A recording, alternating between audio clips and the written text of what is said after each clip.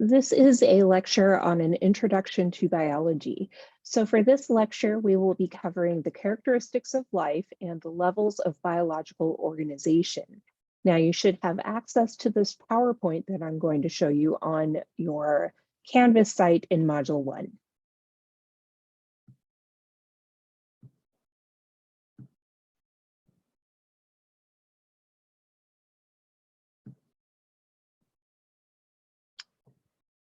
Okay, so like I said, we are covering the characteristics of life and levels of biological organization. Now, I've given you learning objectives for every section of these lectures, and I've broken them up in the same way that your textbook does. So for the characteristics of life, I want you to be able to describe each characteristic, the definition and an example.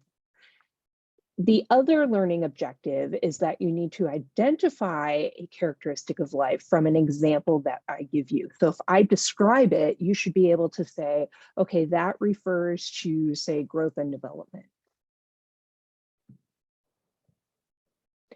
So this lists the characteristics for you. There are 8 of them that I want you to know: order, sensitivity or response to stimuli, reproduction, adaptation, growth and development, homeostasis, regulation, and energy processing. And I'm going to go through each one of these and give you examples. So first of all, characterizing life is somewhat of a difficult task just because we have such a wide variety of organisms, but also objects in our environment. So this is a good example, what I've shown you right here. So scientists' efforts to develop a good working definition for life have been complicated by puzzling cases like snowflakes, for instance. They have some of the attributes of life, like they are highly ordered with a complex structure. There are things like red blood cells that lack some of the attributes of life. For instance, they don't reproduce. And then we have this organism on the end, a tardigrade. It's also called a water bear. And they can be inactive, almost like they're dead, for long periods of time. But let's talk about some of the characteristics that we being the scientific community, have identified as being shared by all living organisms. So first of all organisms have order. And what that means is that they are highly structured in a similar fashion. So for instance, all organisms are composed of cells. Now you can have a unicellular organism, that means just one cell, like bacteria, for example, or a multicellular organism. But all of these cells have similar things in common. They have, for instance, little organelles or compartments inside of them that carry out function. So all organisms respond to stimuli. Now take a second and think about what I mean by stimuli. What would be different types of a stimulus that you could introduce to a living organism? So I have a video here, which you can watch on your own, but it is showing you a plant that folds its leaves when you touch it. So they call it in this video a touch me not plant. So stimuli can refer to touch, light, temperature, chemicals, and a wide variety of other types of stimuli as well. But all living organisms have the capacity to respond to stimuli, even bacteria. Bacteria will migrate or move in response to chemicals. So for instance, bacteria form plaque on your teeth. They will signal other bacteria to aggregate or form a plaque layer on your teeth.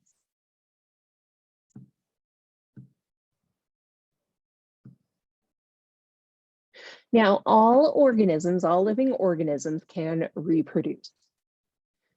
Now, what I mean by reproduction is to create more organisms that are like the parent. So this can be asexual or sexual. Now, asexual reproduction occurs in organisms like bacteria, right? Bacteria don't have sex. You have, like it shows in the picture here, the original bacteria cell, it divides in half, and then you have two identical bacterial cells as a result. Now, that's a simplification of the asexual reproduction process, but it gives you an idea of how organisms can make more organisms without sexual reproduction. Now, sexual reproduction, obviously you think of animals probably, and we have cells called gametes, like your egg and your sperm. Those come together during fertilization and a new individual is produced. So that is sexual reproduction. Now, you may be surprised, but plants have sexual reproduction. So plants produce eggs and sperm, just like other sexually reproducing organisms. Pollen, which you're probably familiar with, has sperm inside of it. And then flowers will have ovules or eggs inside of them. Now, and I put here, populations of living organisms can adapt to their environment. And this occurs through natural selection. And you've probably heard of natural selection or evolution. And the reason that I put populations of living organisms rather than just organisms adapt is an organism does not change during its lifetime. If a beetle hatches and it's brown, but let's say it's in a really green environment, it doesn't then change to green, right? Over many, many generations, populations adapt to their environment. They seem to fit their environment. So if you look at this picture, this is a leafy sea dragon. It looks like a seahorse, right? But it blends in very well with the habitat that it is in the ocean, right? It just blends right in with coral and other things like that. In this case, seaweed.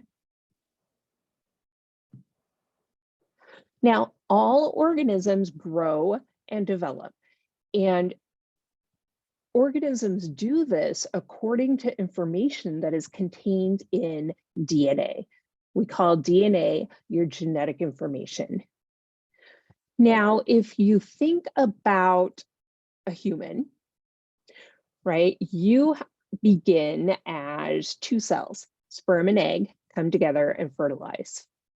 And from there, you get cell division, cell division, cell division, and you start to, it makes an embryo, a zygote, then an embryo, and then like a small human forms, right? These cells start out being just regular cells. And then according to our DNA, it tells these cells to differentiate, or like this cell becomes a cell in your heart. This cell becomes a liver cell, right? And this also applies to developing like physical characteristics, like your hair color, your eye color. It's all programmed by your DNA, and every living organism develops according to that DNA.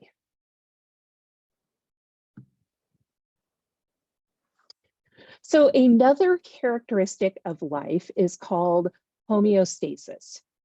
Now, homeostasis is the regulation of a stable internal environment. Now, I put two examples here. So let's look at the bottom one.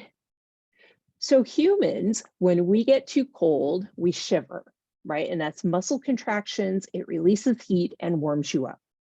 If we get too hot, we sweat. Then part of the heat that's in your body, it dissipates into the air and cools you down.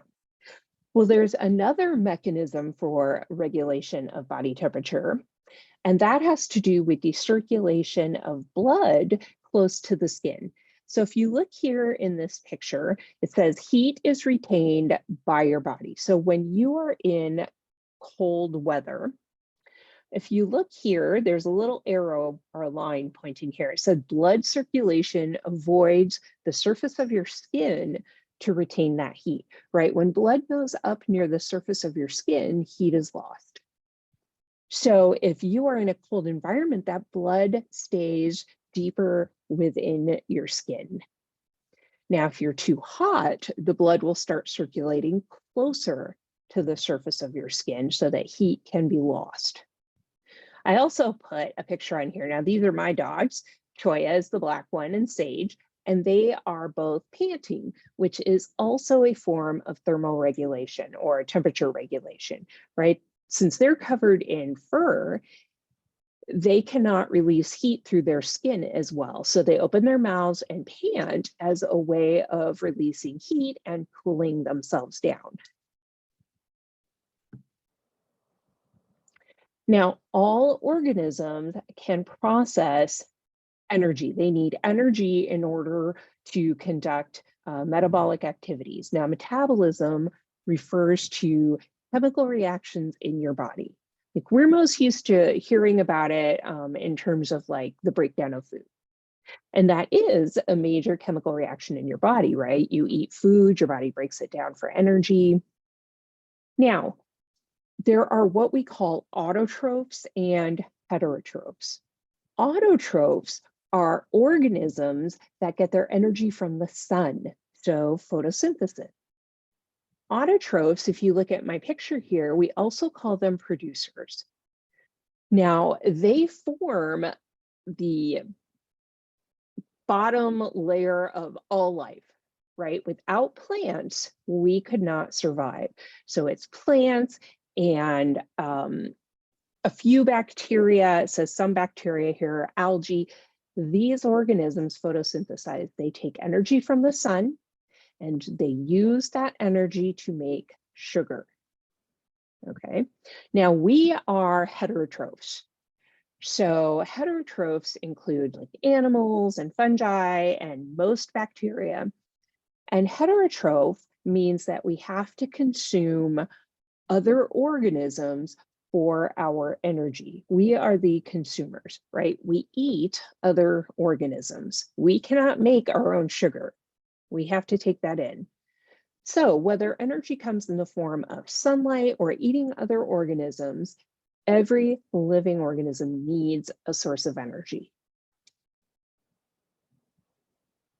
So this is a review slide I put on here for you, just going over the characteristics of life that we just covered.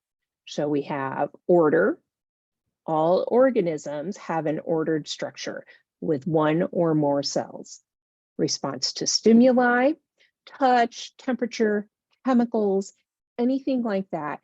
Even unicellular organisms can respond to stimuli. The reproduction, all organisms have to be able to produce more of their kind. Now they can do it asexually or sexually. We have adaptation. All organisms can seem to fit their environment, right? So many generations, populations will adapt to their environment. And we'll go into this more when we talk about evolution, which is the next lecture. Growth and development. So DNA is the genetic material that tells all living organisms how to grow and develop. Homeostasis. Now, this is maintaining a stable internal environment. I like to use the example of body temperature, right? I think it's supposed to be like 98.6. So your body will shiver if it's below to warm you up, or you'll sweat if it's above to cool you down. So you're maintaining that internal temperature. And then finally, energy processing. So all organisms have to take in energy, whether it's from the sun or eating other organisms. Now, the next topic in this lecture is looking at the levels of biological organization. So the learning objectives are to list the levels in order from smallest to largest, and I need you to describe each level. This is an image from your book. It's a little small in this slide, but I put it in here so you can go back to your book and look at it. And this is giving you the basic order of biological organization. So we have atoms, which are really small, that's up at the top here, and then it gets larger and larger until you get to biosphere, which includes like everything, the earth and the lower atmosphere and the water. So let's go through the most important levels as it pertains to Bio 156. So the smallest level of organization is the atom. We call it the smallest unit of matter. Now remember, matter is anything that has mass and takes up space. Now atoms contain protons, neutrons, and electrons, and we'll learn about that in the second module. It actually contains other subatomic particles that we've learned about, but these are the three that are most important for you to know. But know that the atom is the smallest level of biological organization. Now, the next step up is the molecule. And a molecule is basically two or more atoms that are linked together by chemical reactions or chemical bonds. So I've put a molecule on the slide here. This is water. So you have a hydrogen atom, and an oxygen atom, and they are held together with chemical bonds. Next, we have organelles. Now you can think of these like little organs, and they are contained within cells. Now, an organelle is a compartment that has a membrane around it that carries out a specific function. Okay, so here I put like a chloroplast, for instance. That's an organelle in plant cells that carries out photosynthesis. Okay, here we have a nucleus. That is an organelle or compartment that holds your DNA or genetic information. So we've gone from atoms. Atoms come together to form molecules. Molecules come together to form organelles. And then next we have a cell. Now this is an animal cell I am showing you in the picture. And all of these structures inside of it are organelles. Now the cell is the smallest unit of structure and function in living organisms. It is the smallest unit of life. That's another way of saying it, because you can have unicellular organisms that are just one cell, but they are alive. Now, in your body, in multicellular organisms, the cells all have to work together so that you function. Now, the next step up is a tissue. So we've gone from atom, they come together to form molecules. Molecules come together to form organelles, which are compartments that carry out specific functions in a cell. And then we have a cell. Now the next step is a tissue. And basically tissues are in multicellular organisms, and they are made of similar cells that all come together to carry out a function. Okay, so for instance, if you think about your skin, skin is not a tissue, it's an organ, and I'll get to that, but think about your skin, the outer layer, the part that's exposed to the outside environment, is epithelial tissue. It has different types of cells that all work together to form like a barrier to the outside environment. Another type of tissue would be muscle tissue, right? If you look at my picture here, we have nervous tissue or neurons. Now, next we have organs. Organs are composed of different tissues that carry out the same function. So if you look in the picture here, it shows you a variety of different organisms that in humans, right, in the human body. The brain is an organ, the heart, the stomach. Now, your skin is your largest organ. It has different types of tissues that all work together to form the skin, which has several different functions. Okay, so just a reminder, atoms, molecules, organelles. Organelles work together to make the cell. Different similar cells work together to make a tissue. Different tissues work together to make an organ. And then we have organ systems.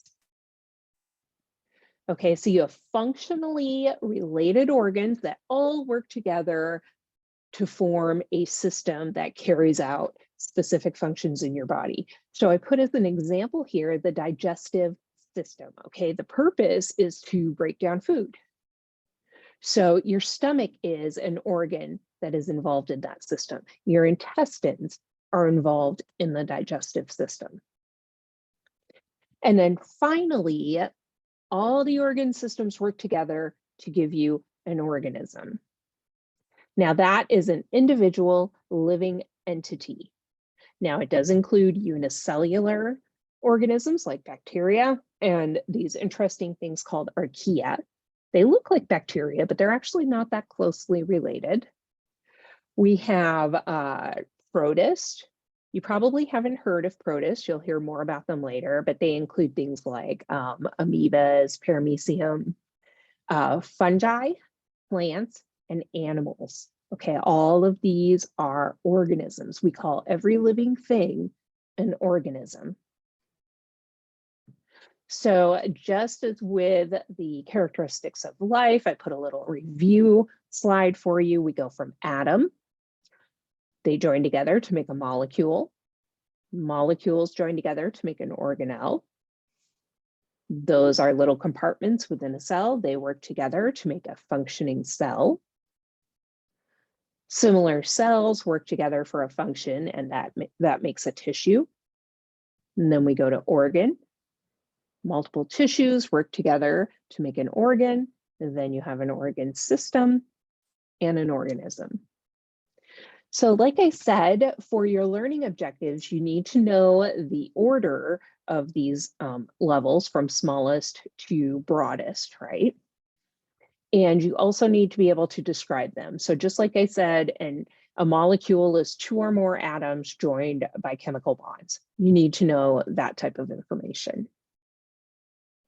Now, the next lecture for this module will be on the scientific process and evolution.